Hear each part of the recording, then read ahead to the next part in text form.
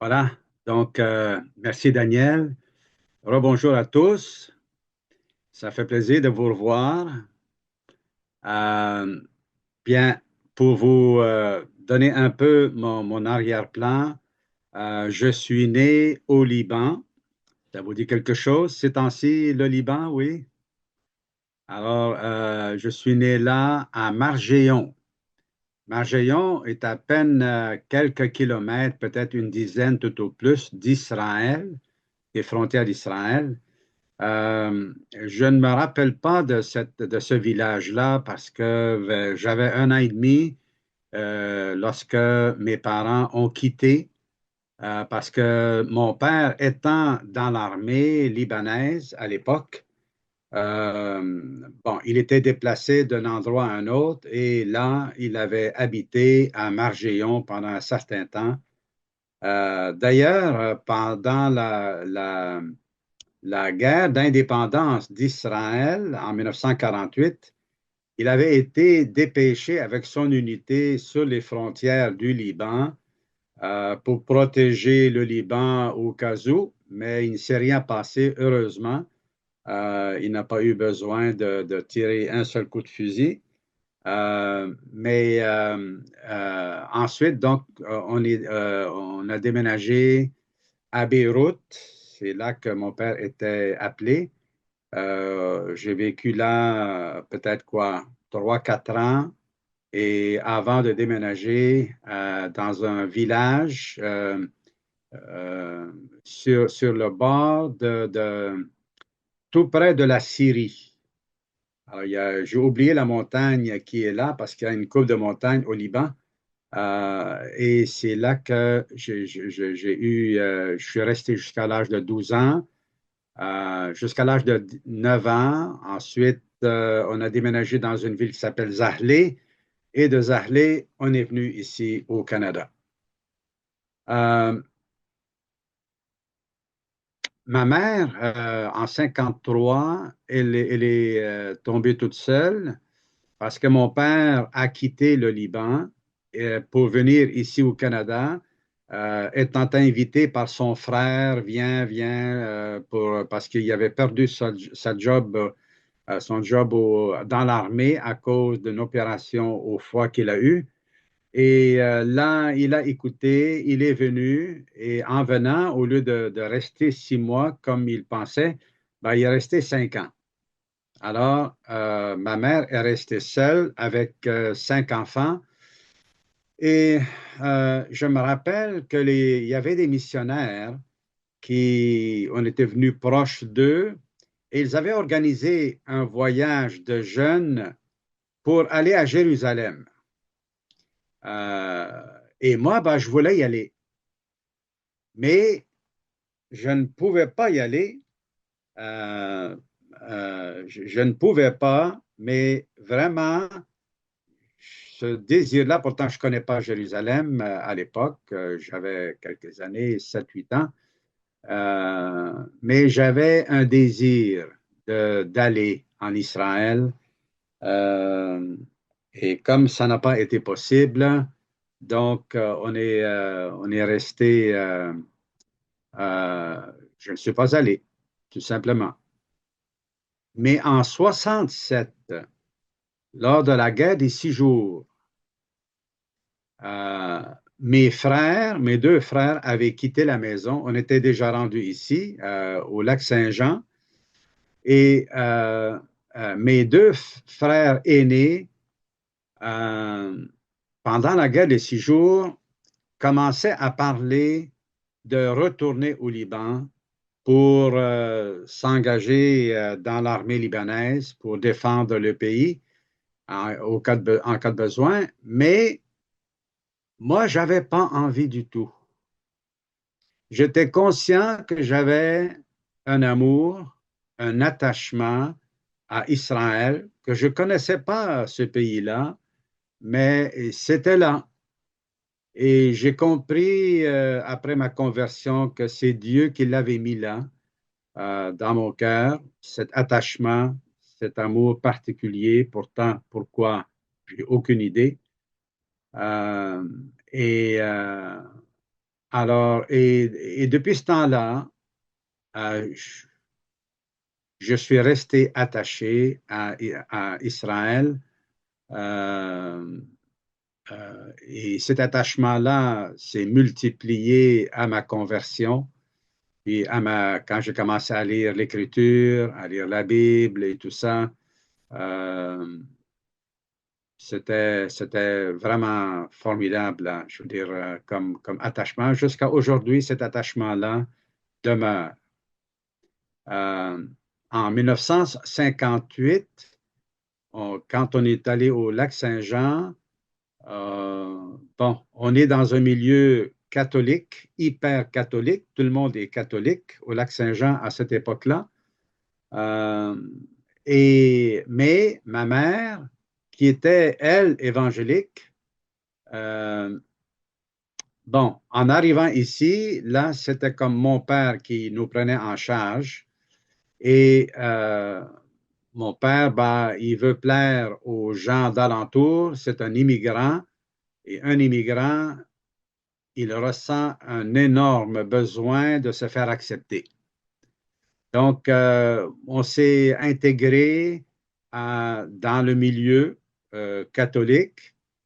J'ai appris plus tard il y avait un peu à l'extrémité de la ville d'Alma, il y avait un quartier qui était protestant. Mais ça ne me disait rien en français, là. Et voilà, j'avais appris les mots en arabe, là, en français, ça ne me disait rien. De toute façon, c'était trop loin.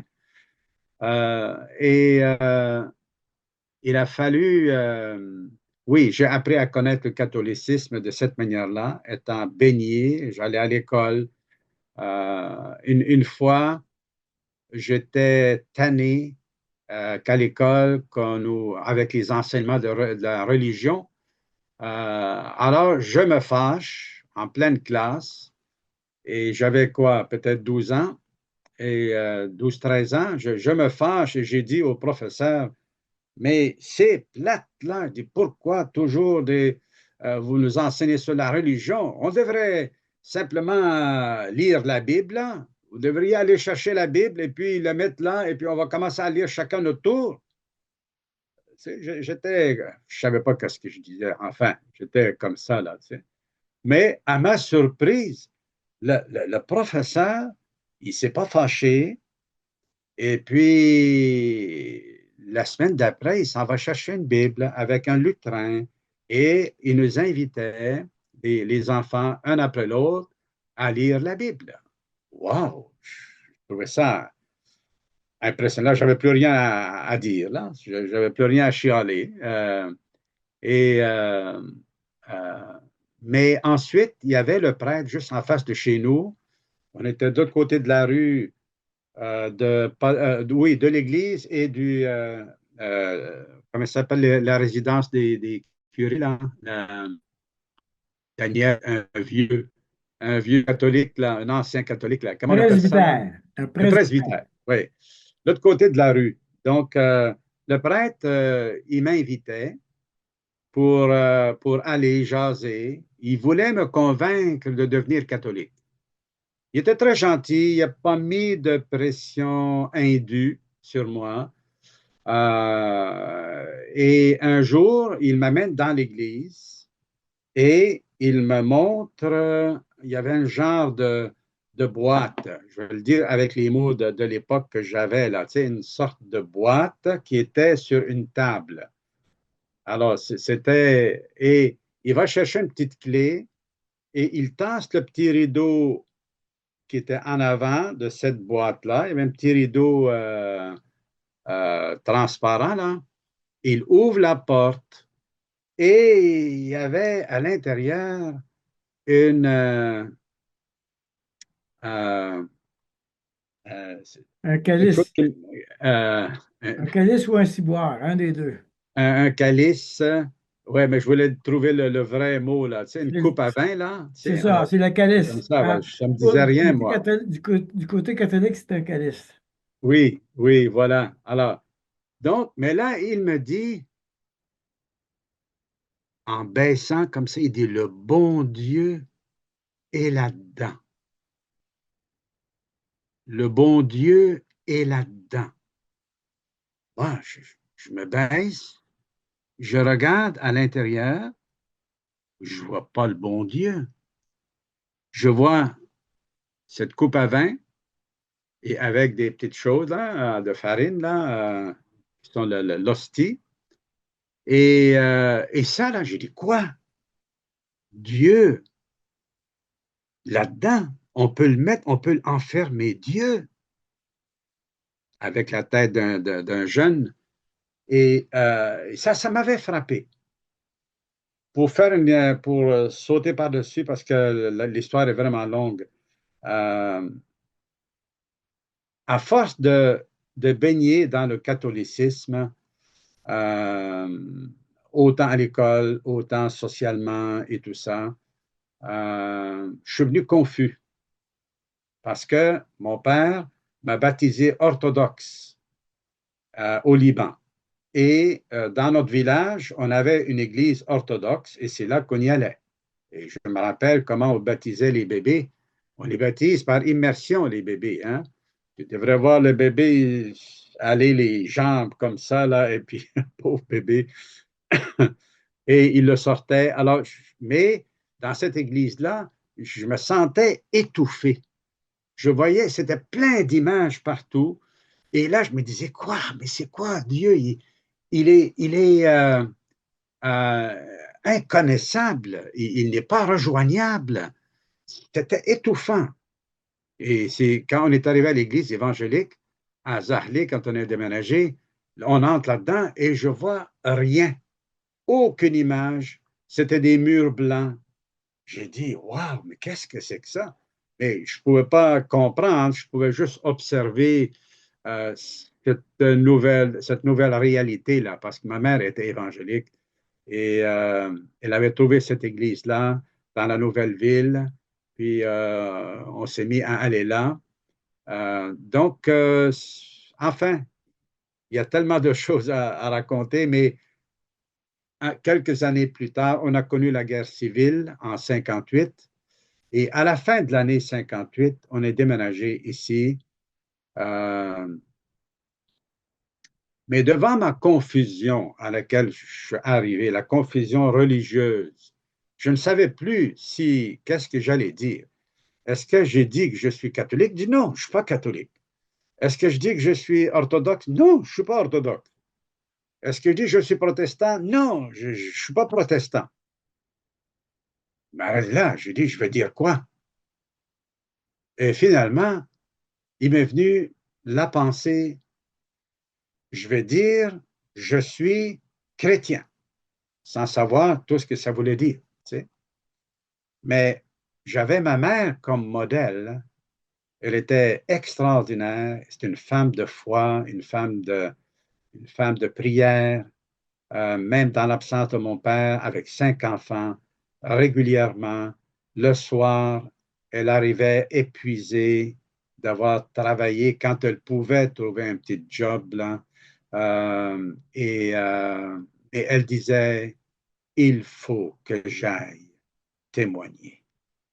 Et elle partait le soir avec mon frère aîné et elle allait faire des visites.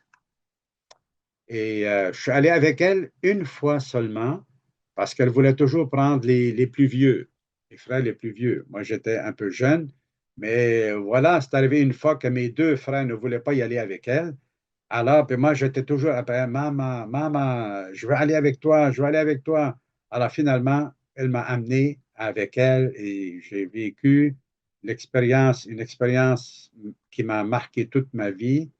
Euh, Lorsqu'elle témoignait à une dame, on était anciennement voisins, elle lui témoignait et cette femme-là était tellement émue qu'elle était là à genoux, en train de pleurer et elle voulait se repentir, mettre sa foi en Christ. C'est comme ça que je l'ai interprété plus tard, tu vois là. Et là, l'homme est arrivé et il s'est fâché. Probablement que il était musulman. Il nous jette dehors en colère. Ah, moi, je suis sorti vite. Il m'a fait peur, le monsieur. Mais ma mère a pris tout son temps pour sortir lentement. Et là, lui, il disait que la Bible, il la mettait sous ses pieds. Et, euh, et comme je suis sorti, je tourne vers l'arrière pour voir ma mère. Et ma mère sortait par la porte, était encore dans le cadre de la porte en sortant. Elle prend sa Bible, elle avait sa Bible dans la main, a dit, Monsieur, moi, la Bible, je la mets au-dessus de ma tête. Cette image m'a marqué, mais elle répondait avec une douceur. J'ai rien compris. Et là, pendant qu'on s'en allait, j'étais en colère et j'exprimais ma colère contre cet homme-là. Et ma mère a resté avec la même douceur. Et la même douceur, elle m'a raconté une histoire d'un homme qui prêchait l'Évangile et qu'on a lapidé. Et après ma conversion, quand je relis la Bible, je tombe sur Étienne. Là, j'ai été saisi dans mon cœur parce que elle m'avait parlé d'Étienne. Et elle se considérait joyeuse, euh, euh, heureuse de pouvoir souffrir pour le nom de Jésus pendant qu'elle est en train de le servir. Je ne me suis pas converti là, mais ça m'a marqué. C'est resté là dans ma vie. Et ça nous a amené quelques années plus tard. J'étais rendu à cette île. J'avais 26 ans à peu près. Je travaillais comme agent d'assurance et on était dans euh, comment tu appelles ça là, une exposition commerciale dans un aréna qui se faisait là. Et j'avais convaincu ma compagnie d'aller s'installer là, de louer un kiosque. Alors, ce soir-là, c'était mon tour d'aller faire la garde. Et le soir, euh, bon, c'était tranquille, à l'heure du souper, je me promène à travers les rangées et j'arrive à la dernière rangée, le dernier kiosque. Je vois qu'il y a un kiosque il y a le double de grandeur de notre compagnie. Fait que et il n'y avait rien sur les murs. Il n'y avait rien sur les murs. Il n'y avait rien sur la petite table qu'il y avait là. Il n'y avait rien à vendre. Il n'y avait rien à offrir. Pourtant, c'est la place pour aller vendre quelque chose. Donc, et là, il y a un monsieur qui parle avec les gens. Alors, moi, je m'approche et on était dans les années au Québec où on ouvrait l'esprit, là, OK, dans les années 70. Là, et moi, j'étais ouvert. J'avais pas de fermeture quelconque, là. Alors, donc, là, le monsieur, il me dit, Monsieur, êtes-vous sauvé? Je lui dis, sauvé? Sauvé de quoi? De qui? Il dit, Monsieur, si vous mourrez ce soir, êtes-vous certain d'aller au ciel? Je dis, certain. Voilà. Je dis, n'importe qui peut dire qu'il est certain d'aller au ciel, là, mais moi, je ne peux pas dire que je suis certain, hein, mais voilà, qu'est-ce que je fais? Je fais les bonnes œuvres, je suis impliqué avec la Croix-Rouge, je suis impliqué avec la JOC, la Jeune Chambre, et puis là, puis je commence à raconter un peu mes bonnes œuvres. Alors, un bon pasteur baptiste biblique, il dit, Monsieur, savez-vous, toutes ces choses-là ne vous mèneront pas au ciel. Ben là, j'ai failli lui dire, ben, Monsieur, salut, on se reverra. Mais par politesse, je suis resté avec lui, je n'ai pas compris tout le reste. Plus tard, là, je le rencontre chez des amis avec qui on avait fait quelques études bibliques. Et là, ce soir-là, c'est ce pasteur-là qui était là. Et il m'a pas manqué tout de suite. Il a vu, je pense, avec qui il avait affaire, mais il est parti avec l'Épître aux Romains. Il n'y a pas de juste, pas même un seul. Et c'est tous des textes qui étaient nécessaires pour moi, un homme comme moi. Parce que j'ai développé une attitude de propre juste. J'avais juste des amis, j'étais un bon gars. Bon, je pensais que j'étais bon avec Dieu. Ma mère, elle, en tout cas, était très, très, très proche de Dieu. Alors donc, par ricochet, je pensais là. Donc, mais quand je lis, il n'y a pas de juste, pas même un seul, je dis quoi? Puis moi, alors, il n'y en a pas un seul qui fait le bien. Voyons donc, je l'ai dit à ma femme, là, que moi, j'aime ça faire le bien. Comment ça que c'est écrit, il y a- et là, j'ai dit non, non, non, non, ça ne marche pas, là. Euh, et là, le combat a commencé. Un combat de résistance, parce que là, je voyais qu'il y avait une distance entre Dieu et moi, là. Et tous ont péché. Je dis, bah, voyons donc, c'est quoi péché en français? Bon, un péché. Là, le pasteur dit, est-ce que vous avez déjà péché? Bah, péché. Bah, peut-être une fois, là, pour faire le bien. Il dit, monsieur, vous êtes un pécheur. J'ai failli lui dire, monsieur, la porte. Mais politesse, hein? Et on continue comme ça. Et ça a été un débat entre Dieu et moi. Pas entre le pasteur et moi, parce qu'il me montrait toujours les textes bibliques. Donc, je n'ai pas à dealer avec la religion baptiste. Je n'ai pas à dealer avec le pasteur. J'ai à dealer avec ce que je suis en train de lire. Et le combat féroce en dedans de moi, je me disais, si j'ai raison,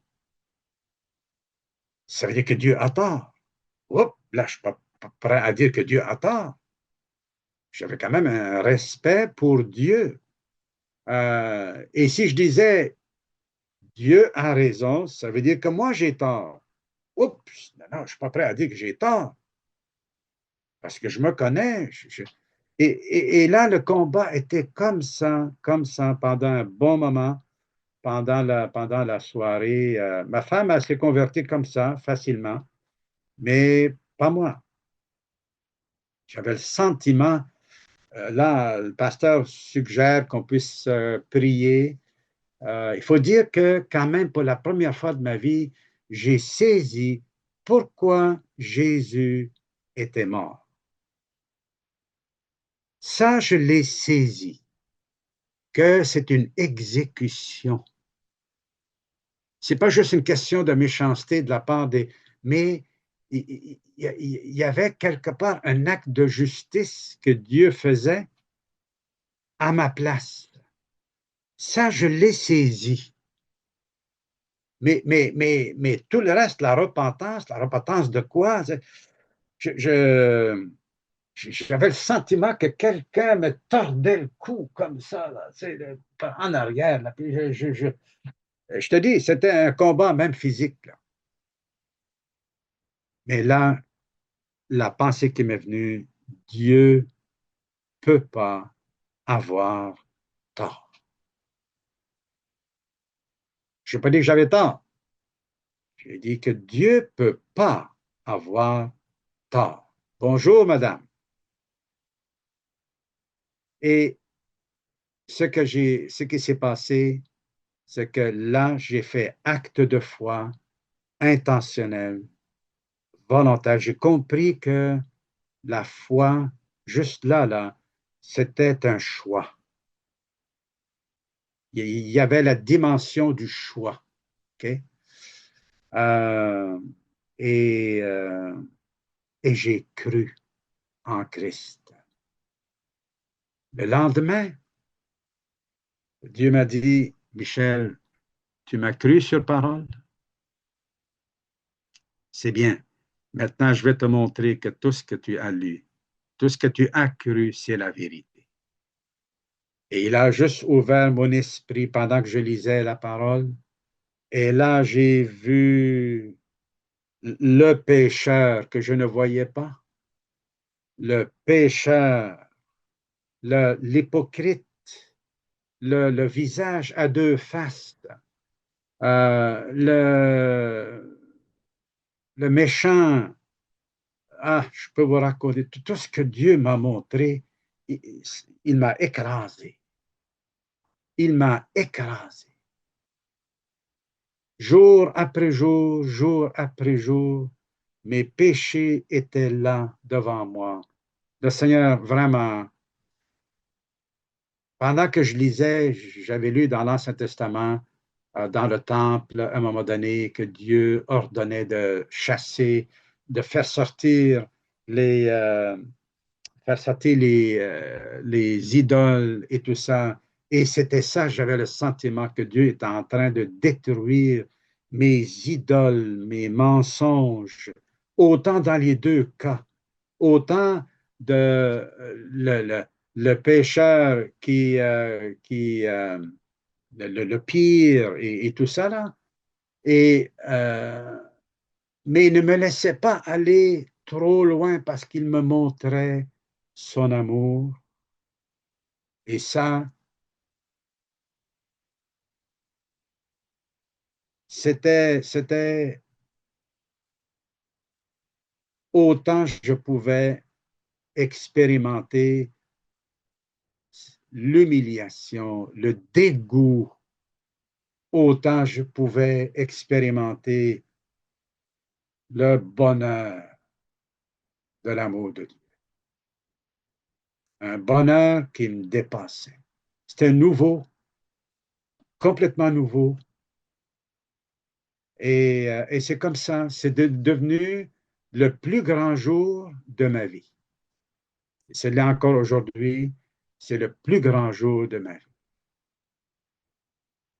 Et pour terminer, Daniel, si tu permets, là, euh, quelques années plus tard, après ma conversion, alors je suis allé dans le ministère à temps plein, j'ai quitté mon emploi, et là, on devait quitter pour venir ici parce que j'ai accepté l'appel de notre association d'église pour devenir le secrétaire ou le directeur général de notre association. Alors, l'Église et nos églises filles qu'on avait établies dans la région, ils se sont mis ensemble. Ils nous ont fait un cadeau de départ parce qu'on quittait cette île hein, à l'autre bout. Est-ce que tout le monde sait où est cette île? Ça vous dit quelque chose? Vous prenez le Saint-Laurent, le fleuve, continuez là, allez-y, suivez le Saint-Laurent et au sommet là-bas, vous allez à 1000 kilomètres, vous allez trouver cette île. Alors, euh, qu'est-ce que j'allais dire? Oui. Alors, où est-ce qu'il nous envoie? En Israël. Il savait un peu mon attachement parce que je parlais souvent d'Israël. On parlait de la fin du monde. On parlait enfin du retour de Jésus. Et ses pieds se poseront où? Sur la montagne des Oliviers. Hein? Et c'est là que ses pieds vont se poser, mon ami. Et, euh, et là, moi, j'avais hâte. C'était un rêve d'y aller. Et voilà que Dieu nous amène là. Et ça a été un voyage mémorable. On a visité partout. Et quelques années plus tard, en 2008, je suis retourné aussi avec un autre groupe. Euh, c'est mon ami. Euh, c'est merveilleux. Je vous encourage, si vous n'êtes pas encore allé faire un voyage. Mais on arrive, lors du premier voyage, notre guide est un juif pas vraiment croyant. C'est un universitaire qui me faisait beaucoup penser à M. Gazdick. Daniel, tu le connais, M. Gazdick, là. Hein? Et on s'est attachés l'un à l'autre parce que moi, évidemment, quand je voyais un juif, là, je me sentais attiré vers lui, tout de suite. J'avais un patron dans la compagnie d'assurance. Il était venu il y avait un changement de direction. Et là, c'est moi qui devenais, c'était encore avant ma conversion. Non, non, j'étais chrétien à ce moment-là. J'étais devenu le gérant de la succursale et le patron qui était venu un peu pour m'installer et puis m'aider et tout ça, il était juif. Alors, bah, mon ami, dès que je voyais un juif, bah, il y avait la même affection, elle s'était multipliée et je ne pouvais pas faire autrement que de lui témoigner. Alors, je lui témoigne et il dit, à l'époque, c'était le temps pour établir Jean-Paul II comme pape, là. Et on ne parlait que de ça dans les nouvelles. Il, il me dit, j'ai lu tout le Nouveau Testament, mais il dit, et je regarde, qu'est-ce qui se passe? Il dit, je ne vois pas du tout que c'est la même chose. Il dit, ce que je lis dans le Nouveau Testament, je ne le vois pas là, dans tout le flafla et puis le prestige et tout ça, là. Alors, et là, j'ai pu lui expliquer. Il ne s'est pas converti cette fois-là, mais je l'ai remis entre les mains de Dieu parce qu'on s'est vu une seule fois. Alors, donc, arrivé quand on était dans l'autobus et puis notre guide, c'était un juif, je voulais toujours m'asseoir à côté de lui, pas trop loin de lui et tout ça. Et là, genre, on commençait la conversation, on parlait. Euh, et une fois, on arrive à Metula. Vous vous souvenez peut-être ceux de Ariel, l'église d'Ariel, Metula en Israël, la ville Metula. On a entendu parler depuis un an. C'est des bombardements de Hezbollah qui ont beaucoup bombardé Metula. Ils ont fait pas mal de dégâts là, dans cette ville-là. Alors, Metula, en tout cas, elle est sur la frontière et on regarde de l'autre côté, c'est le Liban. Et je n'étais pas retourné au Liban depuis 58. Alors, j'avais le goût d'y aller parce que je traversais une période d'identité, un manque d'identité, d'appartenance. Je voulais connaître un petit peu mes racines. Donc, et là, je demande, je dis, quel est le nom de ces deux villages-là, là? Et il dit, celui-là, c'est Margéon. Ah ben non, c'est mon village natal. J'ai dit, quoi? Margéon? Là, je n'étais plus capable. J'ai quitté le groupe d'une trentaine. Je me suis éloigné d'eux et je suis allé tout seul. Et là, je pleure, je pleure.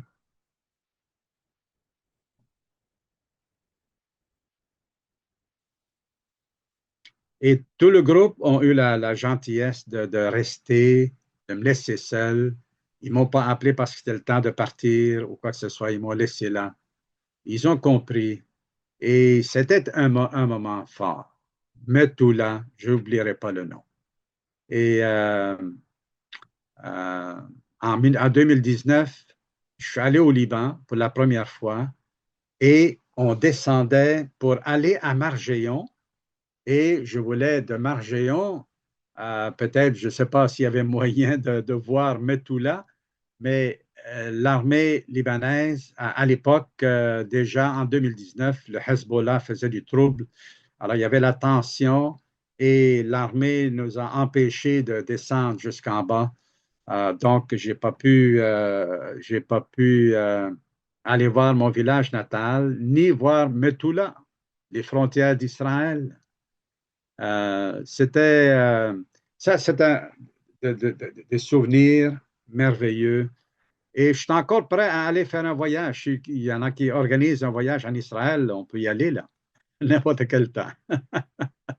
Donc, ça a resté jusqu'à aujourd'hui, cet amour, cet attachement qui ne vient pas de moi, mais qui vient de Dieu. Il a mis dans mon cœur l'amour pour ce pays et pour ce peuple.